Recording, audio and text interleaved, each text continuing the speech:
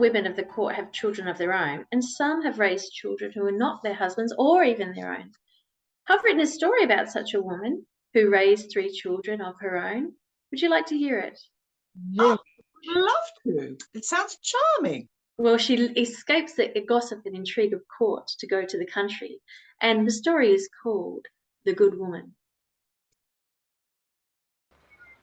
Once there was a good woman who decided through no fault of her own that she'd had enough of court life, and she wanted to leave all the gossip and betrayal that happened in the court, and so she left. And she went and found herself a little cottage in the middle of the forest where no one could find her. It was in this cottage that she got a little herd of sheep, and she decided to be a sheep herd. She had a little garden in which she had lots of fruit and vegetables, and this is how she lived simply for quite some time. She enjoyed the days when she had to go out and tend to the sheep, until one day the sheep ran away. The poor woman was so in despair that she didn't know what to do. And she lived on her fruit and vegetables for a couple of weeks, and her cheese had run out. And she was sat in her garden, lamenting her losses, when all of a sudden 3 little children ran up to her, put their arms around her, and called her mother. Now the good woman was so surprised at these 3 children. There was a little girl who was about 2, another little girl who was about 3, and a little boy who was about 5. And around each of their necks they had a little necklace on a ribbon, a little jewel, and on each of them it said Myrtis, Lurette, and Finfin. And the good woman assumed that these were their names, and she looked around to find where their parents were, but there was nobody there. So the good woman took the children into her care, and she raised them as if they were on her own. Now the 2 girls had had little crowns that had jewels in them, and the good woman was able to use those jewels to buy a new flock of sheep. And together they would go fishing, they would tend the garden, and they would herd the sheep, and they were a happy little family. As they grew, they started to be more curious with each other, and Finfin and Lurette particularly were very fond of each other. And the good woman started to worry about this, and forbade them from being together alone. One day they were sitting around to dinner. Myrtis was about 13, Lurette was about 12, and Finfin 15. When Finfin said to Lurette, "What is that around our necks?" And the good woman explained that they were with them when they arrived, and that they had their names on them. And then Lurette, grabbing hold of her jewel, said, "I wish for a house of roses." And immediately the little cottage turned into a house of roses, with roses everywhere, up the walls, around the ceiling, everywhere. They were all astonished. "Maybe I should try a wish," said Myrtis. Myrtis grabbed her stone, and she said, "Little stone, I wish for a wonderful garden," she said. And immediately a beautiful garden rose up. And then they all turned to Finfin, and Finfin said, "Well, I know what I wish. I wish for you to love me, Lurette." And Lurette said, "Well, you don't need to wish for that, because I already do." Well, instead, Finfin grabbed the stone, and he said, "I wish that a great forest would rise up around our home, and in that forest there would be a hunter, and that hunter would fall in love with Myrtis." And the good woman was shaking her head. She didn't understand these wishes of these 3 strange children, but their wishes came true. The good woman the next day sought to find out some information about these children and their magical necklaces, and so she went off to find a fairy whose name was Madame Tutu. And she left the children. Lurette was in the garden tending the roses, and Myrtis and Finfin had gone off to hunt in the woods. And while they were in the woods, they had got their game, and they sat down, and they started to have a rest, and they fell asleep, laying in each other's arms. Soon a hunter came through the forest. He got off his horse, and he looked at the 2 people sleeping there, and he wondered of their relationship, because they seemed to be a couple very much in love, and he felt an immediate pain of jealousy when he looked at the girl. He got out his staff, and he poked the boy, Finfin, and they both awoke with a start. "Brother, what is going on?" said Myrtis. And they stood up, and the prince introduced himself. and he realised very quickly that Myrtis was not the lover of Finfin, but instead a sister. They invited the prince back to the cottage, where he stayed, and he was astounded at the beauty of the house of the roses and the garden and the forest. And so he went home to invite his mother and father, the king and queen, back to have a look at the cottage. When his father arrived, he coveted that cottage. He wanted it for himself more than anything in the entire world. And so instead, he took the children and he put them in a dungeon. The prince was distraught at seeing Myrtis in the dungeon because he, at this time, had started to love her. So when the good woman returned from her visit to Madame Tutu, where she had discovered that Myrtis and Lorette were sisters, and Finfin was the brother of the king's son, the prince, that they were all protected from the wicked king who had now trapped them in the dungeon. The good woman thought at once to go to the king and beg for their freedom. So she did, and on her way, a pigeon flew down, and it told her to take this moss and put this moss in front of the king, and you'll be freed. And the good woman put the moss in her bag and went to the king. And she begged at the king and said, "Please let my children go, take me instead." But the wicked king took all of them. He kept the children imprisoned, and he took the good woman with him into the dungeons.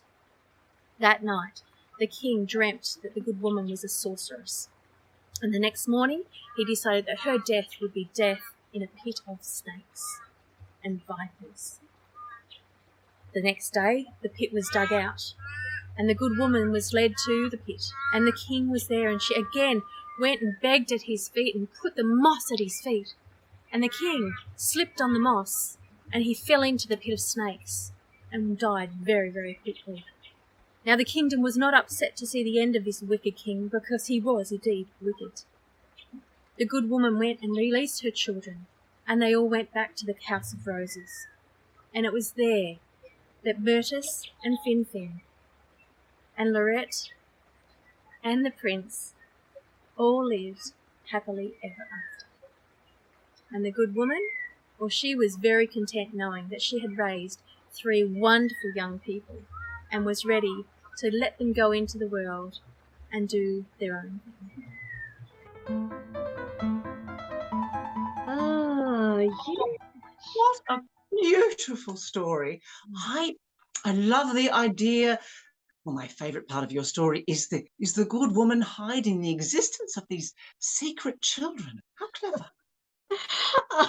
Because of your own success in doing much the same thing, Mary Catherine? Yes, I don't exactly know how I managed to have 2 extra children who bear Baron d'Aulnoy's name without him actually ever being present. It's quite a mystery. Well, I've done much the same myself. I mean, it's not all my children may be my husband's necessarily, but actually having a secret pregnancy would be much more difficult than just being brazen, letting the world know. A secret affair, on the other hand, oh, that has great pleasure. Well, I don't know about a secret pregnancy, but I do know about a secret affair. And as you know, Brio and I are having a wonderful time together. He is the happiest thing in my life. However, it is quite difficult to keep it all a secret, but it's worth every moment because it's true love. I would do anything to be with him, and I'm able to deceive my family and his. And so it's wonderful.